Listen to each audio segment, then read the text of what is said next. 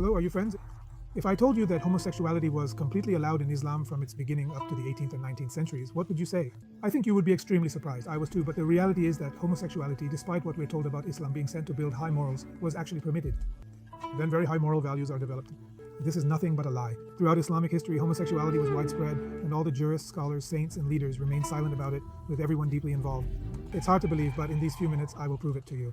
First, what is homosexuality? Homosexuality is as old as humanity itself, present in Rome, Athens, Egypt, Mesopotamia, wherever human civilizations existed.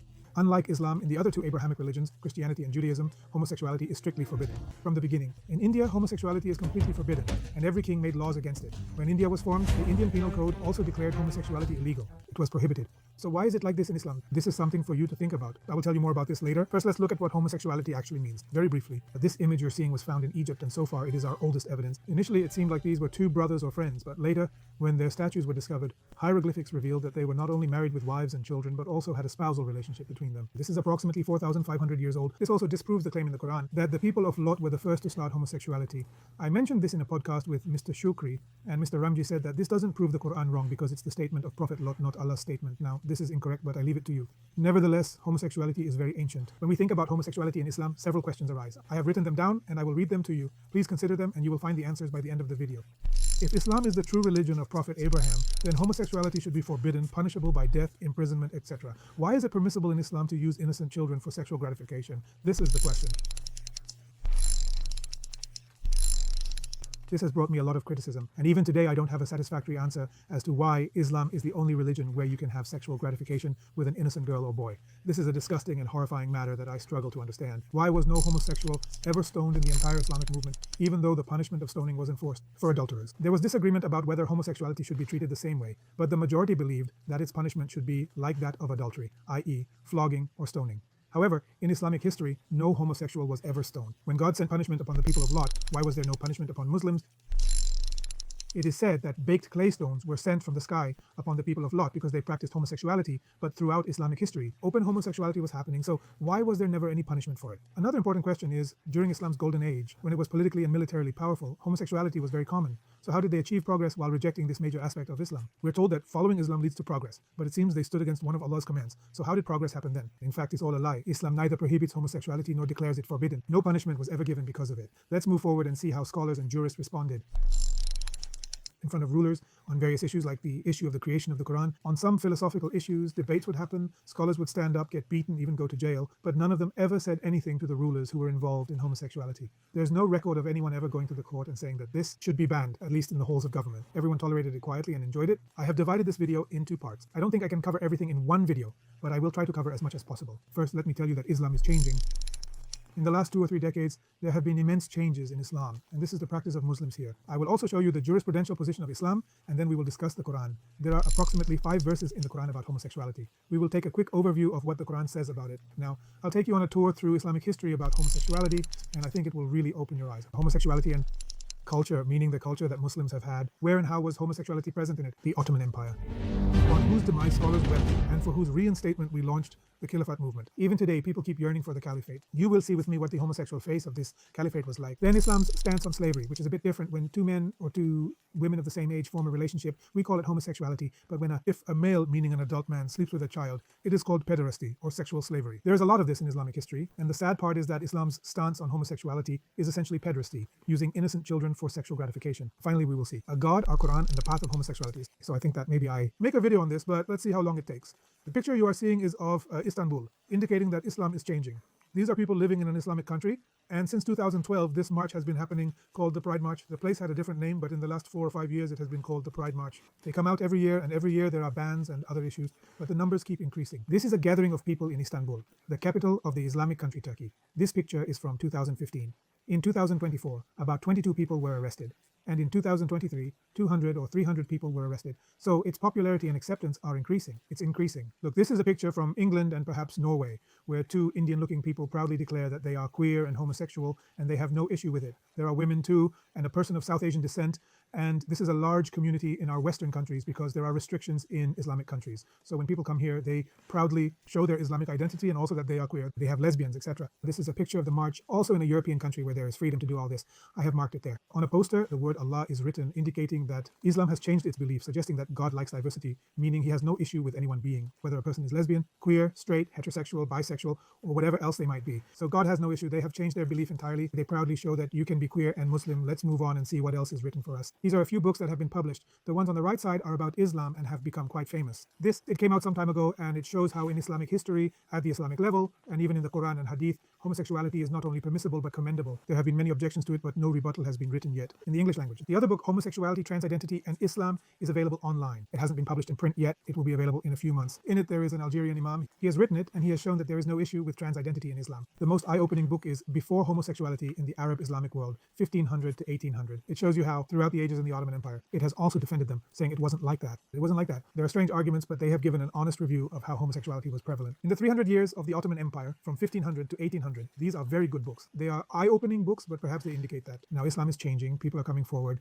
they want to keep their faith, and they also believe that if their sexual identity is different, it doesn't affect their religion. They cannot change themselves because they were born this way. That's why they have changed Islam. The more surprising thing is yet to come. Look, this is a congregation made for imams, indicating that now even imams or religious leaders in these countries are openly gay. In America, there are at least 5 imams who are homosexual. They are proud of it. They have their own mosques. They lead prayers and openly say that homosexuality is completely halal in Islam. There's nothing to be angry or surprised about. Islam's history, like that of other religions, shows that people bring their ideals and incorporate them into Islam. Communism was made into Islam, just like the example of Allama Parvez, who wanted to implement Islam as a state system. Ibn Sayyid Qutb Jihadi and all these people came together to build courage and leadership. Someone stands up and says that social justice or socialism is Islam. Bhutto's slogan of socialism in Islam, people add their own interpretation of Islam to it, but this is a paradigm shift. Homosexuality, which was acknowledged in Islamic history, was supported. It was accepted, but it was never declared halal or permissible. This is the true face of Islam, and it's a major change that has come in the last 2 or 3 decades, where it's openly said that it's permissible in Islam. It's not about tolerance, it's about saying it's permissible in Islam. Homosexuality is absolutely present. Moving forward, I'll show you a few things. These are very famous imams who were killed in February 2025. Mohsin Hendricks was the first imam in South Africa,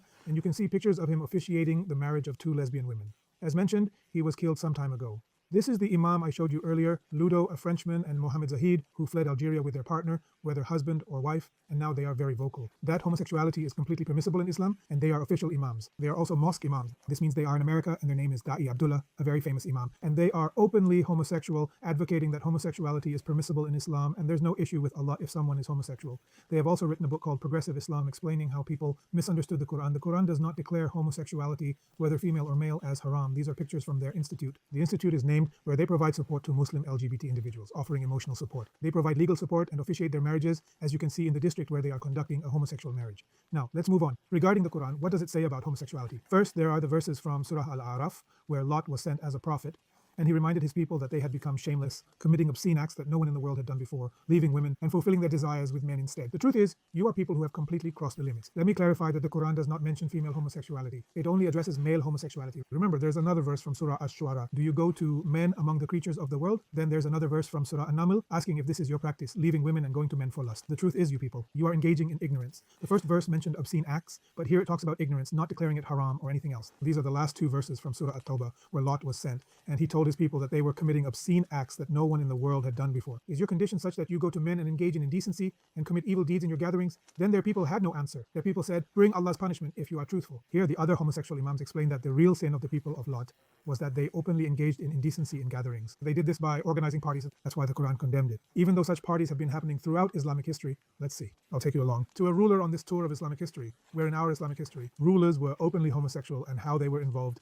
and how today we have covered it up and don't talk about it. The first and most famous was Al-Amin, son of Harun al-Rashid, a very famous Abbasid caliph. His brother was Al-Ma'mun, who killed Al-Amin and took over the entire state. Al-Amin's beloved slave was named Kawthar, and he was involved with this slave who was referred to as a eunuch or transgender. Day and night they engaged in this. His mother, Zubaydah, is herself a famous woman in Islamic history. She then started dressing maidservants in men's clothes so that her son could be attracted to girls instead of eunuchs and sent them to him. It's mentioned in some traditions they dressed hundreds of maidservants in men's clothing and sent them there to attract Al-Amin towards them. In a prime district, you can see Al-Amin sitting in the middle with his eunuchs and this couple. This is a picture from the 15th or 16th century. I don't remember exactly, but anyway, it's a known fact that Al-Amin was completely homosexual. This is the statue of the famous ruler of Cordoba, Al-Hakam II, and the real picture is not present. He also ruled with much homosexuality from 961 to 976, meaning in the 10th century, approximately 350 years after the advent of Islam, he came there and became us. He is completely homosexual. He had no interest in women. His beloved's name was Jaf. His wife was very concerned about how they would produce an heir, so she started dressing like Jafar, cut her hair, and adopted his mannerisms so that Al-Hakam would sleep with her, so that he would give her a child, and she succeeded in this. Yes, Al-Hakam's father was Abdul Rahman Sawan. He was also extremely homosexual. He had two harems. One was a harem of beautiful boys where he spent his time, and one was a harem of women. His son, who was Lakam, had no interest in women. He was completely homosexual, but he ruled, fought wars, and showed courage in prayers, all the tasks that a common Muslim would perform. Now, I will briefly tell you about these few people because otherwise the video will become too long. Later, if you like this video, I can make separate videos on each of them. Then you will be able to see in detail. Al-Mu'tamid was the ruler of Seville, a city in Spain. He was a great poet. His name is mentioned in Islam as a great Arabic poet, but he was homosexual, and his beloved was named Ibn Amir or Amar, who was also a poet. There was a lot of love between them. We know Mahmud Ghaznavi and Ayaz. Mahmud and Ayaz were much more than master and slave. Alauddin Khilji is also a famous character in Islamic history and is well known. He became so famous, and his name and actions couldn't be hidden because then Malik Kafur, his slave Malik Kafur, killed Alauddin Khilji. Some accounts say he was slaughtered. Others say he was buried alive, and so on. Anyway, he killed him and became the ruler himself, appointing Alauddin Khilji's younger son as the ruler, while Malik Kafur ruled from behind the scenes, but he was also killed later. This was also openly the case when the countries of Egypt took them as slaves, they promoted homosexuality greatly, but in their courts, homosexuality was as common as eating and drinking. Interestingly, these were the same countries that sheltered the Abbasid Caliph for a long time, twice during the Islamic Caliphate, once during the Al-Mamun incident, and once during the rule of the Mamluks in Egypt. Homosexuality was part of the royal court. Just think, in the context of the Islamic Caliphate, what we were and what we are told. Ottoman armies, I will show you many more things about the Ottomans. But briefly, homosexuality was very common in the Ottomans. The Caliph, perhaps Suleiman II, had banned. When soldiers were not allowed to take their wives with them, homosexuality spread even more. It became rampant. New recruits were closely monitored to ensure that only their supervisors could use them and no one else. Its history is very interesting, and homosexuality was deeply embedded in the Ottoman armies, just like it was in Rome. If you've seen pictures, the Romans wore skirts. History tells us that the skirt was designed so that it could be lifted for immediate action, and the Ottoman armies were certainly not inferior to the Romans. Now the question arises, as you can see, where did homosexuality come into Islam? When Islam came to Arabia, homosexuality existed among them, as it does among people, but it wasn't rampant or prevalent. The old Arabic poetry we find from before Islam also talks about love and romance with women. So scholars deduce that when Greek philosophy began among Muslims and the Greeks were completely homosexual or gay, they are referred to as boys of Eros in history. These ideas were very present in their philosophy. These ideas were present in their poetry. So this came to Muslims from there, and then among Muslims, their beloved also became the poets. A young boy, and homosexuality became common there. Then Muslims conquered the Roman Empire. Then they conquered the Persian Empire. Homosexuality was very common there, so it came to Muslims from there. You could say that those who were homosexual became Muslims and then spread the habit among others. But the question still remains. If something was so forbidden, then how did it come to be? Christianity also conquered, and they didn't have military power, yet in Christian history, we don't find homosexuality. There is strong opposition, severe punishments, even death penalties. So how did Islam so easily incorporate it and fall prey to it? That our Sufis, all our rulers were involved in these acts. So this is definitely a question you should ask yourself and your scholar. Then today, another question arises, why is homosexuality considered forbidden today? Homosexuality actually started being forbidden in Islamic societies in the late 18th century and early 19th century when Muslim governments were colonized. The aversion to homosexuality came from Christianity, and then it became conservative, which we now say is completely forbidden, etc. This started perhaps 200 to 250 years ago when homosexuality was officially declared forbidden by governments in Islamic countries and actions were taken against it. The jurists issued fatwas and published them, etc. It should be said that the Victorian movement or the Victorian era's morals, when Muslims were colonized, that's when homosexuality started being forbidden or socially considered as immorality and vice. Before that, it was prevalent. You can see the picture, but due to YouTube's policy, I can't show it. This is an Ottoman picture. Here, perhaps it's a wedding occasion where the wedding is being completed and people are celebrating, playing music, so just look closely. This shows that homosexuality was accepted in society. Otherwise, there would be no need for drums and music. It should have been hidden, but it was completely open. This is the history of the Ottoman Empire that you will never be told. You can see this picture, which are hidden from view. You can imagine what's behind it. This is a picture of the Ottoman army. Not specifically soldiers, but you can see young men, many with beards and mustaches, meaning they are fully adult males. The one in front is an innocent-looking boy, about 12 or 13 years old. These are gatherings of homosexuality, meaning orgies and parties where people, men with other men, are enjoying themselves. I can't use any more words. This is another picture you can see. This is a picture by Abdullah Bukhari, who was an official painter in the Ottoman Empire in the 18th century. Here, I would like to pause and draw your attention to these pictures. These are pictures that I can't show you today. It openly shows the agency, but these pictures were being made at that time. The art that is created in any country, in any civilization, it is made to be shown. It is decorated and it is praised. They are. It is placed in places where people can see it. So now imagine what the actual Ottoman Muslim society was like. Where such pictures? Government painters are making them, so are they making them to be kept in basements? entrance? No, they were displayed there, and when it was conquered, people found them. Earlier, you were shown pictures of a homosexual wedding, perhaps not a secret wedding, but openly a picture of a marriage ceremony. Now, it is celebrated in such a way that it is made as a memorial, and whoever it belonged to, it was displayed somewhere to tell people, that brother, look how happy my wedding is. So this art reflects the mindset of a martial era. When this art openly shows these things, it means it was completely accepted in society, regardless of what our books say. These were painted by the Ottoman court. Abdullah Bukhari, whose picture this is, made this painting in the 18th century, meaning 1700 something, and it is still preserved today. Look at these two pictures. The black and white ones on the right side, they were called kochak. They were also in the Ottoman Empire. And this picture that was taken, this is from the 19th century.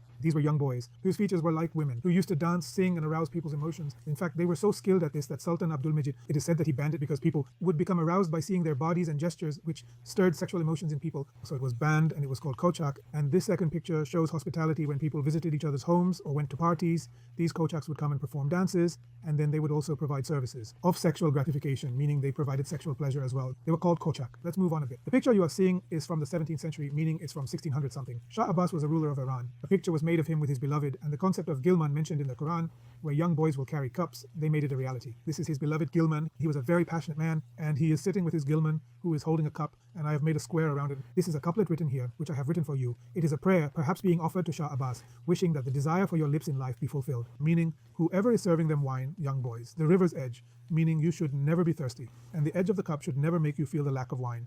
This is also a painting by Muhammad Qasim Musawir, a famous painter of his time, which he is presenting to Shah Abbas as a gift with prayers. This is about Islamic Iran. This Islamic Iran is not Shia Iran, it is Sunni Iran. Now, I was supposed to talk about morality in Islamic societies. I will leave it for now, I think, because the video will become too long. So watch this video, and in the next video, I will take this further regarding Islam. The practice of slavery, which is referred to as deresti. What is the history of an adult male engaging in sexual acts with children? What is the history of relationships between women, and how do our Sufis and poets view this? Take care of yourself. Like the video and subscribe, and then see you in a few days. Goodbye.